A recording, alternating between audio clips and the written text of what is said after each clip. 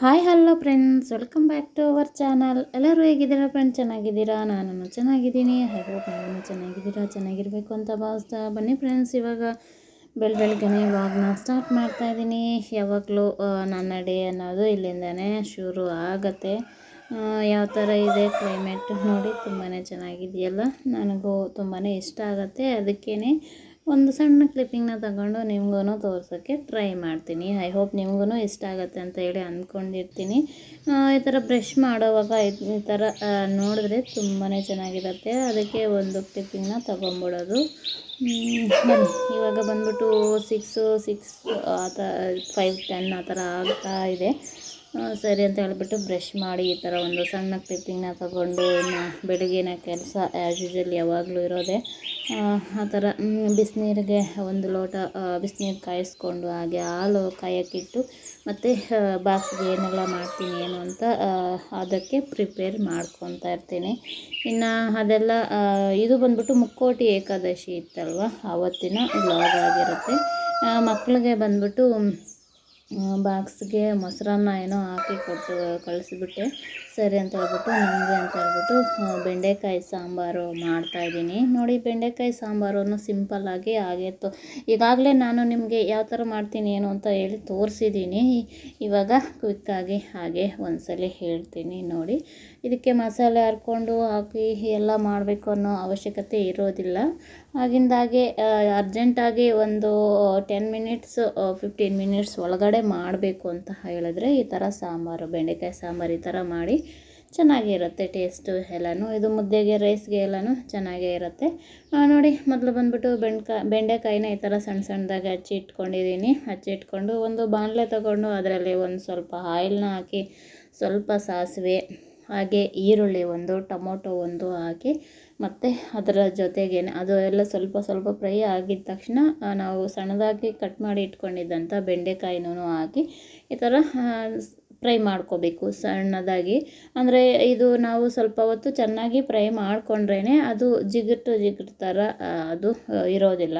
ನಾವು ಸ್ವಲ್ಪ ಕಡಿಮೆನೇ ಫ್ರೈ ಮಾಡಿಕೊಂಡು ಇದ್ಬಿಟ್ರೆ ಅದು ಜಿಗುಟು ಅನ್ನೋದು ಜಾಸ್ತಿ ಇರುತ್ತೆ.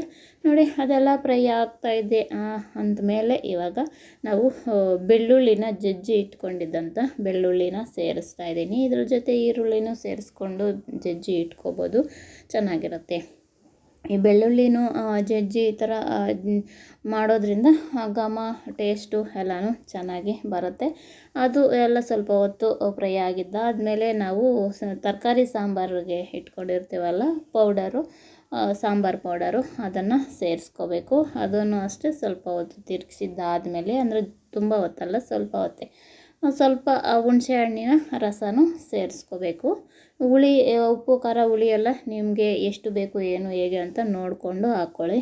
ನೋಡಿ, ಇವಾಗ ಹುಣಸೆ ಹಣ್ಣಿನ ರಸನೂ ಸೇರಿಸಿ ನಾವು ಅದು ಕುದಿಯೋಕ್ಕೆ ಎಷ್ಟು ನೀರು ಬೇಕು ಏನು ಅಂತ ಹಾಕ್ಕೊಂಡು ಕುದಿಸ್ಕೋಬೇಕು. ಇಲ್ಲಿ ಬಂದ್ಬಿಟ್ಟು ಪೌಡರ್ ಬಂದ್ಬಿಟ್ಟು ನಾನು ಕಡಲೆಪಪ್ಪು, ಒಣಕೊಬ್ಬರಿ, ಒಂದು ಸ್ವಲ್ಪ ಎಳ್ಳು ಇವುಗಳನ್ನ ಹಾಕಿ ಮಿಕ್ಸಿ ಮಾಡ್ಕೊಂಡಿದ್ದಂಥದ್ದು ಅದನ್ನು ಸ್ವಲ್ಪ ಪೌಡ್ರನ್ನ ಹಾಕ್ತಾಯಿದ್ದೀನಿ. ಯಾಕಂದರೆ ಒಂದು ಸ್ವಲ್ಪ ಗಟ್ಟಿ ಇರುತ್ತೆ ಸಾಂಬಾರು ಅಂತ ಹೇಳಿಬಿಟ್ಟು. ನೋಡಿ, ಇಷ್ಟು ಇರಬೇಕು. ಅದಕ್ಕೋಸ್ಕರ ಇನ್ನು ಸ್ವಲ್ಪ ನೀರು ಹಾಕಿ ಒಂದು ಸ್ವಲ್ಪ ಹೊತ್ತು ಚೆನ್ನಾಗಿ ಕುದಿಸ್ಕೊಳ್ಳೋಣ. ಇದು ಬೆಂಡೆಕಾಯಿ ಗೊಜ್ಜು ಅಂತ ಹೇಳ್ತೀವಲ್ಲ, ಅದು ಮಸಾಲೆ ಅಲ್ಲ. ನಮ್ಮ ಕಡೆ, ಈ ಕಡೆ ನಮ್ಮ ಅತ್ತೆ ಮನೆ ಕಡೆ ಎಲ್ಲ ನಮ್ಮ ಅತ್ತೆ ಇದೇ ಥರನೇ ಮಾಡ್ತಾ ಇದ್ದಿದ್ದಂಥದ್ದು. ಆವಾಗ ಅದನ್ನೇ ನಾನು ಆವಾಗವಾಗ, ಅಂದರೆ ಸ್ವಲ್ಪ ಅರ್ಜೆಂಟು ಇದೆ ಅಂತ ಹೇಳಿದ್ರೆ ಇದೇ ಥರ ಸಾಂಬಾರು ಮಾಡೋದು. ನನಗೆ ಮಸಾಲೆ ಸಾಂಬಾರು ಅಂದ್ರೇ ಇಷ್ಟ, ಬೆಂಡೆಕಾಯಿ ಮಸಾಲೆ ಅನ್ನೋದು ನಮ್ಮವ್ರಿಗೆ ಆ ಥರ ಇಷ್ಟ.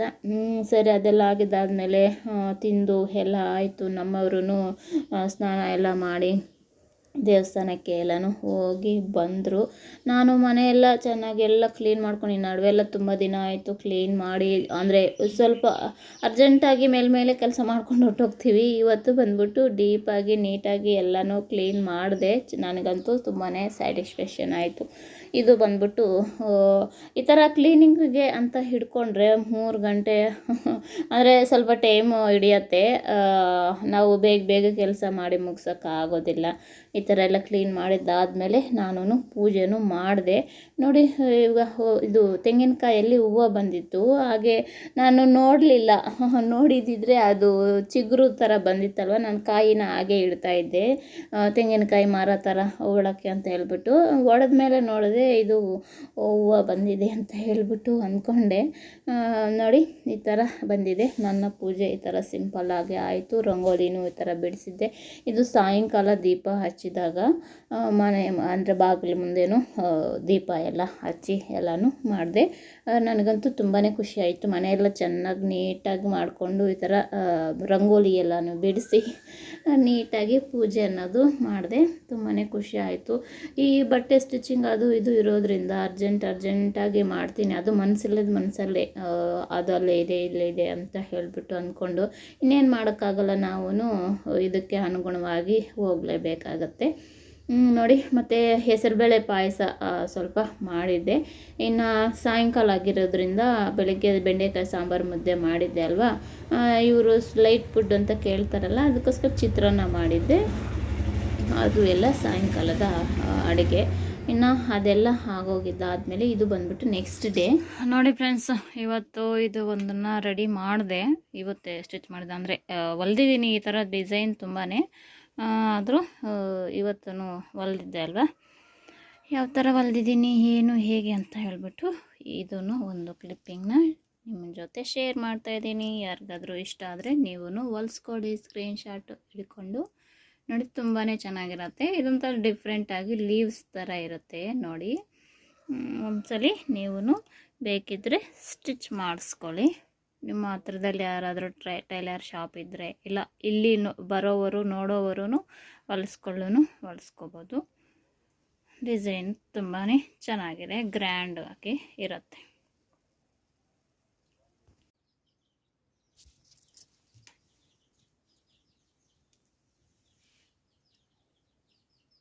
ನೋಡಿ ಫ್ರೆಂಡ್ಸ್, ಇದು ಅಷ್ಟೇ ತುಂಬ ದಿನಗಳಾಯಿತು ಸ್ಟಿಚ್ ಮಾಡಿಸಿ. ಈಗಾಗಲೇ ಒಂದು ಯೆಲ್ಲೋ ಕಲರ್ದು ತೋರಿಸ್ದೆ ಅಲ್ವಾ, ಅದ್ರ ಜೊತೆ ಇದೆ. ಇದೂ ಅಷ್ಟೇ ತುಂಬ ದಿನಗಳಾಯಿತು. ಹಬ್ಬಕ್ಕೆ ಅಂತ ಹೇಳಿ ಇದು ಹೊಲಿಸ್ಕೊಂಡು ಹೊಟ್ಟೋಗಿದ್ರು. ಈ ಸ್ಯಾರಿ ಫಾಲ್ಸ್ ಏನೋ ಸ್ಟಿಚ್ ಮಾಡಬೇಕು ಅಂತ ಹೇಳಿ ಮತ್ತೆ ತೊಗೊಂಬಂದಿದ್ದಾರೆ. ಆವತ್ತು ತೊಗೊಳೋಕ್ಕೆ ವಿಡಿಯೋ ಮಾಡ್ಕೊಳ್ಳೋಕ್ಕಾಗಲಿಲ್ಲ. ಅರ್ಜೆಂಟಾಗಿ ಸ್ಟಿಚ್ ಮಾಡಿ ಹಾಗೆ ಕೊಟ್ಬಿಟ್ಟಿದ್ದಾಯಿತು. ನೋಡಿ, ಇವಾಗ ವಿಡಿಯೋ ಮಾಡ್ಕೊತಾ ಇದ್ದೀನಿ.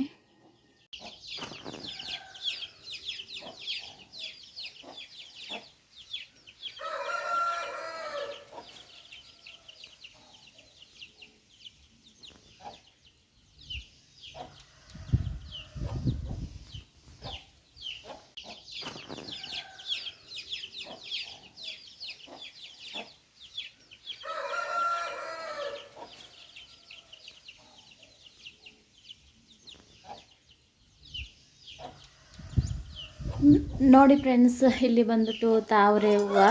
ಇದು ದೊಡ್ಡದು ಪಿಂಕ್, ಲೈಟ್ ಪಿಂಕ್ ಬರುತ್ತಲ್ವ, ಆ ಥರದ್ದು. ಇದು ಫಸ್ಟ್ ಟೈಮ್ ಹೂವು ಬಿಟ್ಟಿದೆ. ಈ ನಡುವೆ ಎಲ್ಲ ಬಿಟ್ಟಿದ್ದೆಲ್ಲನೂ ಮೊಗ್ಗು ಕಿತ್ತಾಗ್ತಾ ಇತ್ತಲ್ವ, ಇದು ದೊಡ್ಡದಾಗಿದೆ.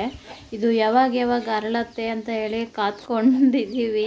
ಯಾರು ಚಿಕ್ಕ ಮಕ್ಕಳೆಲ್ಲ ಅಕಸ್ಮಾತ್ ಪಾರ್ಲರ್ಗೆ ಯಾರಾದರೂ ಬಂದಾಗ ಎಲ್ಲರೂ ಯಾರು ಆಕೆ ಮುರಿದಾಕ್ತಾರೋ ಅಂತ ಹೇಳ್ಬಿಟ್ಟು ಭಯ ಅಂತ ಅನ್ನಿಸ್ತಾ ಇದೆ. ಅದು ಯಾವಾಗ ಇನ್ನೂ ಅರಳ್ತಾನೆ ಇಲ್ಲ, ಹಾಗೆ ಮೊಗ್ಗು ಥರನೇ. ಇದು ಬಂದ್ಬಿಟ್ಟು ಇನ್ನು ಆವತ್ತಿನ ಡೇನೇ ಕಂಟಿನ್ಯೂ, ಅಂದರೆ ಸಾಟರ್ಡೇ.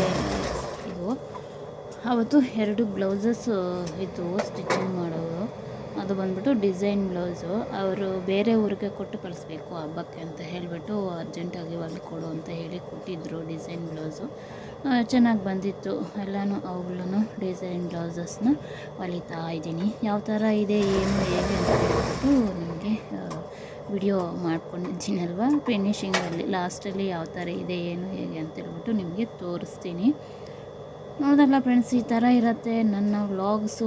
ಐ ಹೋಪ್ ನಿಮಗೆ ಎಲ್ಲರಿಗೂ ಇಷ್ಟ ಆಗ್ತವೆ ಅಂತ ಹೇಳಿ ಅಂದ್ಕೊಂಡಿದ್ದೀನಿ. ಮತ್ತೆ ಹೇಳ್ತಾ ಇದ್ದೀನಿ, ಇಷ್ಟ ಆದರೆ ಗೊತ್ತಲ್ವ, ಲೈಕ್ ಮಾಡಿ, ಶೇರ್ ಮಾಡಿ, ಕಾಮೆಂಟ್ ಮಾಡಿ. ನೀವು ಯಾರೆಲ್ಲ ಸಬ್ಸ್ಕ್ರೈಬ್ ಮಾಡದೆ ನೋಡ್ತಾಯಿದ್ರೆ ಪ್ಲೀಸ್ ಸಬ್ಸ್ಕ್ರೈಬ್ ಮಾಡಿಕೊಂಡು ಸಪೋರ್ಟ್ ಮಾಡಿ. ನೀವು ಸಬ್ಸ್ಕ್ರೈಬ್ ಮಾಡ್ಕೊಂಡ್ಮೇಲೆ ಒಂದು ಸ್ವಲ್ಪ ಹೊತ್ತಾದರೂ ನನ್ನ ವಿಡಿಯೋಸ್ನ ನೋಡೋಕ್ಕೆ ಟ್ರೈ ಮಾಡಿ. ಈ ಥರ ಬ್ಲೌಸ್ ಡಿಸೈನ್ಸು, ಕುಚ್ಚು ಡಿಸೈನ್ಸು, ಈ ಥರ ನಾರ್ಮಲ್ ವ್ಲಾಗ್ಸು, ಅಡುಗೆ, ಈ ಥರ ಎಲ್ಲವನ್ನೂ ನಾನು ಶೇರ್ ಮಾಡ್ತಾಯಿರ್ತೀನಿ ನನ್ನ ಚಾನಲಲ್ಲಿ. ಐ ಹೋಪ್ ನಿಮಗೆ ಎಲ್ಲರಿಗೂ ಇಷ್ಟ ಆಗ್ತವೆ ಅಂತ ಹೇಳಿ ಅಂದ್ಕೊಂಡಿದ್ದೀನಿ. ಮಿಸ್ ಮಾಡದೆ ನನ್ನ ವಿಡಿಯೋಸ್ನ ಎಲ್ಲವನ್ನು ನೋಡಿ. ಇದೇ ಮೊದಲು ವಿಡಿಯೋ ನೋಡ್ತಾ ಇದ್ದರೆ ಈ ಹಿಂದೆ ಇರೋ ವಿಡಿಯೋಗಳನ್ನ ಹೋಗಿ ನೋಡಿ. ನೋಡಿ, ಈ ಥರ ಅದೇ ಅವರು ಇನ್ನು ಬರ್ತಾರೆ ಅಂತ ಅರ್ಜೆಂಟಾಗಿ ಎಲ್ಲನೂ ಸ್ಟಿಚ್ ಮಾಡಿ ಇದ್ದೀನಿ. ಅವರು ಬೇರೆ ಊರಿಗೆ, ಅಂದರೆ ಹಬ್ಬಕ್ಕೆ ಅಂತ ಹೇಳ್ಬಿಟ್ಟು ಬೇರೆ ಊರಿಗೆ ಬಿಟ್ಟು ಕಳಿಸ್ಬೇಕು ಅಂತ ಹೇಳಿ ಕೊಟ್ಟಿದ್ದರು. ಈ ಥರ ಸ್ಟಿಚ್ ಮಾಡ್ತಾ ಇದ್ದೀನಿ. 2 ಬ್ಲೌಸಸ್ಸು ಅದಕ್ಕೆ 2 ಒಂದೇ ಥರ, ಸ್ಲೀವ್ಸ್ಗೆ ಒಂದೇ ಥರ ಕೊಟ್ಟಿದ್ದೀನಿ, ಆದರೆ ಡಿಸೈನು ಇದ್ದೀನಿ, ಅದನ್ನು ಒಂದೇ ಥರ ಅಂದ್ಕೊಂಡೆ. ಮತ್ತು 2 ಒಂದೇ ಥರ ಇದ್ದಾವೆ ಅಂತ ಹೇಳಿ ಅಂದ್ಕೊತಾರೆ ಅಂತ ಹೇಳಿ ನಾನು ಈ ಥರ ಬ್ಯಾಕ್ ಡಿಸೈನು ಬೇರೆ ಬೇರೆ ಸ್ಟಿಚ್ ಮಾಡ್ತಾಯಿದ್ದೀನಿ. ನೋಡಿ, ಈ ಥರ ನಾನು ಫಾಲ್ಸು, ಲೈನಿಂಗು ಈ ಥರ ಎಲ್ಲ ಇಟ್ಕೊಳ್ಳೋದ್ರಿಂದ ನನಗೆ ಇಷ್ಟ ಬಂದಾಗ ಹಾಗೆ ಅಂಗಡಿಗೆ ಹೋಗಿ ತಗೊಂಡು ಬರಬೇಕಪ್ಪ ಅನ್ನೋ ಅವಶ್ಯಕತೆ ಇಲ್ಲದೇನೆ ನನಗೆ ಯಾವುದು ಬೇಕೋ ಏನು ಅಂತ ಹೇಳಿ ನೋಡಿ ಸ್ಟಿಚ್ ಮಾಡ್ಬೋದು. ಅಂಗಡಿಗೆ ಹೋಗಬೇಕು ಅದು ಇದು ಅಂತ ಹೇಳಿದ್ರೆ ನನಗೆ ಅದೇ ಒಂದು ಇದಾಗ್ಬಿಡುತ್ತೆ, ನನ್ನ ವರ್ಕೂ ಹಾಗೆ ನಿಂತುಬಿಡುತ್ತೆ. ನನಗೆ ಹತ್ರ ಇದ್ರೂ ಹೋಗ್ಬೇಕಲ್ಲಪ್ಪ ಅಂತ ಹೇಳಿ ಸುಮ್ಮನೆ ಇದ್ದೋಗ್ತೀನಿ. ಆ ಥರ ಎಲ್ಲ ಆಗುತ್ತೆ. ಅದಕ್ಕೋಸ್ಕರನೇ ಈ ಥರ, ಅಂದರೆ ಈ ಥರ ಹೋಲ್ಸೇಲ್ ಆಗಿ ತೊಗೊಂಬಂದರೆ ನಮಗೂ ಒಂದು ಸ್ವಲ್ಪ ಕಡಿಮೆ ಆದರೂ, 1-2 ರೂಪಾಯಿ ಆದರೂ ಕಡಿಮೆ ಆದರೂ ಬೀಳತ್ತಲ್ವ. ಅದಕ್ಕೋಸ್ಕರ ಈ ಥರ ತೊಗೊಂಡು ಬಂದು ಇಟ್ಕೊಂಬಿಡ್ತೀನಿ. ಹಾಗೆ ಬೇರೆ ಯಾರಾದರೂ ಕೇಳಿ ತೊಗೊಂಡು ಹೋದ್ರೂ ಆಯಿತು, ಇಲ್ಲ ನನಗೇನೇ ಆಗತ್ತೆ ಅಂತ ಹೇಳಿಬಿಟ್ಟು ನಾನು ಈ ಥರ ಅವಾಗವಾಗ ತೊಗೊಂಡು ಬಂದು ಇಟ್ಕೊತೀನಿ. ಈ ನಡುವೆ ಇದು ಬಂದ್ಬಿಟ್ಟು ನನಗೇನೋ ಓಕೆ ಅನ್ನಿಸ್ತು. ಈ ಥರ ಇಟ್ಕೊಳ್ಳೋದ್ರಿಂದ ಅಂದರೆ ಸ್ವಲ್ಪ ಆಗುತ್ತೆ. ಒಂದು 5-6 ಸಾವಿರ ತೊಗೊಂಡು ಹೋದರೆ ನಮಗೆ ಆಲ್ಮೋಸ್ಟ್ ಕೆಲವೊಂದು ಕಲರ್ಸು ಬರ್ತವೆ. ಒಂದು 10 ಕಲರ್ಸ್ ಆದರೂ ಬರ್ತವೆ ಲೈನಿಂಗ್ಸು. ಆ ಥರ ನೋಡಿ ತೊಗೊಂಬರ್ಬೋದು. ಅಂದರೆ ಅದೇ ಅದು ಸ್ವಲ್ಪ ಕಟ್ ಮಾಡಿ ಬರ್ತರಕ್ಕೆ ಆಗೋದಿಲ್ಲ, ತಾನೇ ಕೊಡ್ತಾರಲ್ವ, ಅದೇ ಎತ್ಕೊಬೇಕಾಗತ್ತೆ. ಆ ಥರ ನನಗೇನೋ ಈ ಥರ ತೊಗೊಂಡು ಬಂದು ಇಟ್ಕೊಳ್ಳೋದು ಓಕೆನೇ. ಅದೇ ಹೇಳ್ದೆ ಅಲ್ವಾ, ಈ ಥರ ನನಗೆ ಅರ್ಜೆಂಟಾಗಿ ಇನ್ನು ಫೋನ್ ಮಾಡಿ ಕೇಳ್ತಾರೆ, ಇನ್ನು ಸಾಯಂಕಾಲ ಕೊಡ್ತೀಯಾ, ಬೆಳಗ್ಗೆ ಕೊಡ್ತೀಯಾ ಅಂತ ಹೇಳ್ಬಿಟ್ಟು. ಆ ಥರ ಇರೋವಾಗ ಅವರು ಹೇಳ್ದಾಗೆ ಈ ಥರ ಲೈನಿಂಗ್ ಎಲ್ಲ ಇದ್ದರೆ ಕಟ್ ಮಾಡಿ ಇಟ್ಕೊಂಡ್ಬಿಡ್ತೀನಿ, ಮತ್ತು ಬೇಗನೆ ಸ್ಟಿಚ್ ಮಾಡಿ ಕೊಟ್ಬಿಡ್ತೀನಿ. ಆ ಥರ ಇನ್ನು ಬೇರೆ ಅಂಗಡಿಗೆ ಹೋಗಿ ತೊಗೊಂಬರ್ಬೇಕು ಅಂದರೆ ಇನ್ನು ಮಕ್ಳಿಗೋಸ್ಕರ ಕಾತ್ಕೊಂಡಿರ್ತೀನಿ. ಅದು ಹತ್ರನೇ ಇರಲಿ ಏನೇ ಇರಲಿ ಅವ್ರಿಗೋಸ್ಕರನೇ ಕಾತ್ಕೊಂಡಿರ್ತೀನಿ. ನಾನು ಹೋಗಿ ತೊಗೊಂಬರೋಣ ಅಂತ ಹೇಳಿ ಅಂತ ಅಂದ್ಕೊಳ್ಳೋದಿಲ್ಲ. ಆ ಥರ ಆಗ್ಬಿಡತ್ತೆ. ಅದಕ್ಕೋಸ್ಕರ ಈ ಥರ ತೊಗೊಂಡು ಬಂದು ಇಟ್ಕೊಂಡ್ಬಿಡ್ತೀನಿ. ಅದಕ್ಕೆ ಇನ್ನು ಬೇರೆ ಯಾರಾದ್ರೂ ತೊಗೊಳ್ತಾರೆ ಅಂದರೆ ಕೆಲವೊಬ್ಬರು ತೊಗೊತಾರೆ, ಅದು ದೂರ ಇದೆಯಲ್ಲ, ಮತ್ತು ಬೇರೆ ಕಡೆ ಎಲ್ಲನೂ ಇದ್ದಾವಲ್ಲ ಅಲ್ಲಿ ತೊಗೊಂಬಿಡ್ತಾರೆ. ಇಲ್ಲೇ ಮತ್ತು ಮನೆ ಅಕ್ಕಪಕ್ಕ ಮನೆ ಇರೋವರು ಈ ಥರ ಎಲ್ಲನೂ ತೊಗೊತಾರೆ. ಈ ಥರ ಲೈನಿಂಗ್ಸು ಈ ಥರ ಎಲ್ಲ ಇಟ್ಟಿರೋದು ಕೆಲವರೊಬ್ಬರಿಗೆಲ್ಲ ಗೊತ್ತಿಲ್ಲ. ನೀವು ಇದನ್ನೆಲ್ಲ ಇಟ್ಟಿದ್ದೀರಿ, ನಂಗೆ ಗೊತ್ತೇ ಇಲ್ವೇ ಅಂತಾಳೆ. ಒಳಗಡೆ ಪಾರ್ಲರಲ್ಲಿ ಒಳಗಡೆ ನಾನು ಫ್ಯಾನ್ಸಿ ಐಟಮ್ ಇಟ್ಟಿದ್ದೀನಲ್ವ, ಅದನ್ನು ಅಷ್ಟೇ ಕೆಲವೊಬ್ಬರು ಬಂದು ಇವೆಲ್ಲ ಇಟ್ಕೊಂಡಿದ್ದೀಯಾ, ನಾವೆಲ್ಲವೂ ನೋಡೇ ಇಲ್ವೇ ಅಂತ ಹೇಳ್ತಾರೆ. ಇಷ್ಟು ವರ್ಷ ಆದ್ರೂ ಕೆಲವೊಬ್ಬರು ಆ ಥರ. ಅದಕ್ಕೋಸ್ಕರನೇ ಅವಾಗವಾಗ ವಿಡಿಯೋ ಮಾಡ್ತಾ ಇರ್ತೀನಿ, ಹಾಗಾದರೂ ಕೆಲವೊಬ್ಬರಿಗೆ ಗೊತ್ತಾಗತ್ತೆ ಅಂತ ಹೇಳಿ. ಆದರೆ ಏನು ಮಾಡ್ತಾರೆ ಗೊತ್ತಾ, ನಾನು ಹೇಳಿದ ರೇಟ್ಗಿಂತನೂ ಅರ್ಧಂಬರ್ಧ ಕಡಿಮೆ ಮಾಡಿ ಇದು ಮಾಡ್ತಾ ಇರ್ತಾರೆ. ಆ ಥರ ಆವಾಗ ಏನು ಮಾಡೋಕ್ಕೂ ಆಗೋದಿಲ್ಲ. ಅದೇ ಬೇರೆ ಕಡೆ ಆದರೆ ಅವ್ರು ಎಷ್ಟು ಹೇಳಿದ್ರೆ ಅಷ್ಟು ಕೊಟ್ಟು ಬರ್ತಾರೆ ಸುಮ್ಮನೆ. ಇಲ್ಲಿ ಆದರೆ ಆ ಥರ ಎಲ್ಲನೂ ಮಾಡ್ತಾರೆ. ಅದೇ ನಮಗೂ ರೀಸನಬಲ್ ಪ್ರೈಸ್ಗೆ ನಾವೂ ಏನೋ ಅಷ್ಟೊಂದು ಅಮೌಂಟ್ ಹಾಕಿ ತೊಗೊಂಡು ಬಂದು ಇದು ಮಾಡಿರ್ತೀವಿ. ನಮಗೇನೋ ಜಾಸ್ತಿ ಬರದೇ ಇದ್ರೂ ಅಷ್ಟೋ ಇಷ್ಟೋ ಅದರ ರೇಟ್ ಆದರೂ ಬರಬೇಕು, ನಾವು ಹೋಗಿ ತಂದು ಅದಕ್ಕೆ ಇದಾದರೂ ಬರಬೇಕು ಅಂತ ನಾವು ಎಕ್ಸ್ಪೆಕ್ಟ್ ಮಾಡ್ತೀವಲ್ಲ. ಅದರಲ್ಲೂ ಆ ಥರ ಮಾಡ್ತಾರೆ, ಏನು ಮಾಡೋಕ್ಕೂ ಆಗೋದಿಲ್ಲ, ಆ ಥರನೂ ಇರ್ತಾರೆ. ನೋಡಿ ಫ್ರೆಂಡ್ಸ್, ಬಟ್ಟೆ ಡಿಸೈನ್ ಎಲ್ಲನೂ ಬ್ಲೌಸ್ ಸ್ಟಿಚ್ ಮಾಡಿದಾದಮೇಲೆ ಪಾಲ್ಸ್ ಇತ್ತಲ್ವ, ಆ ಪಾಲ್ಸನ್ನು ಸ್ಟಿಚ್ ಮಾಡ್ತಾಯಿದ್ದೀನಿ. ಅದೇ ಯಾವ ಬ್ಲೌಸು ಸ್ಟಿಚ್ ಮಾಡ್ತೀನಿ ಅದೇ ಬ್ಲೌಸ್ದು ಸ್ಯಾರಿನೂ ಹಾಗೆ ಪಾಲ್ಸು ಸ್ಟಿಚ್ ಮಾಡಿಬಿಡ್ತೀನಿ. ಅದೇ ಥ್ರೆಡ್ ಇರುತ್ತಲ್ವ ಅದಕ್ಕೂ ಆಗತ್ತೆ ಅಂತ ಹೇಳ್ಬಿಟ್ಟು ಈ ಹಿಂದೆ ಇನ್ನೊಂದು ಬ್ಲೌಸನ್ನು ಸ್ಟಿಚ್ ಮಾಡಿದ್ಮೇಲೆ ಅದರ ಸ್ಯಾರಿ ಪಾಲ್ಸನ್ನು ಸ್ಟಿಚ್ ಮಾಡಿಬಿಟ್ಟಿದ್ದೀನಿ. ಇವಾಗ ಬ್ಲೌಸ್ ಡಿಸೈನ್ ತೋರಿಸ್ತೀನಿ ನೋಡಿ ಫ್ರೆಂಡ್ಸ್. ಬ್ಲೌಸ್ ಡಿಸೈನ್ ಬಂದ್ಬಿಟ್ಟು ಈ ಥರ ಇದೆ. ಇದೊಂಥರ ಡಿಫ್ರೆಂಟಾಗಿ ಹೊಸ ಡಿಸೈನ್ ಅಂತ ಅನ್ನಿಸ್ತು. ಈಗಾಗಲೇ ನೀವು ಶಾರ್ಟ್ ವಿಡಿಯೋದಲ್ಲಿ ನೋಡಿರ್ತೀರಲ್ಲ, ನಾನು ಯಾವಾಗ ಸ್ಟಿಚ್ ಮಾಡಿದಾಗೆ ಆಗಿಬಿಟ್ಟಿರ್ತೀನಿ ನೋಡಿ. ಇನ್ನೊಂದು ಬ್ಲೌಸ್ ಬಂದ್ಬಿಟ್ಟು ಈ ಥರ ಇದೆ.